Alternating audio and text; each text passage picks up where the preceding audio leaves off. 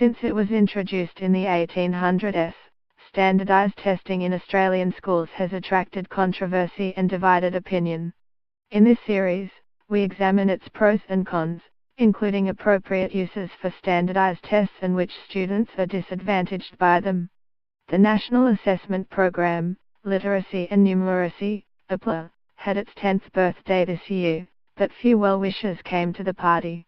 Administered in years 3, 5, 7 and 9, NAPLAN measures the performance of educational programs, schools and each student's literacy and numeracy achievements against benchmarks.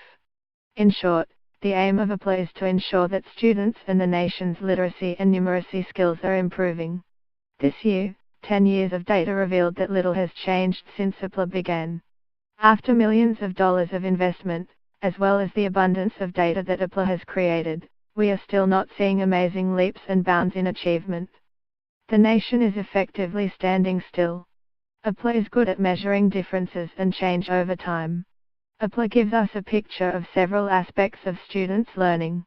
These include their performance under test conditions, their basic use of punctuation, grammar, spelling, numeracy skills and writing an exposition or narrative text.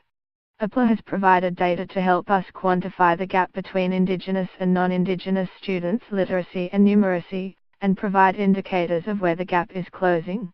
We can see the differences in boys' and girls' achievements, and the significant difference that a parent's level of education makes to results. NAPLAN can, importantly, track a student's improvement, or lack thereof, from one exam to the next. It can also highlight changes, although it can't specify the factors involved in it. Finally, NAPLAN can identify areas of disadvantage or need, for example geographical areas, state or territory differences or demographics.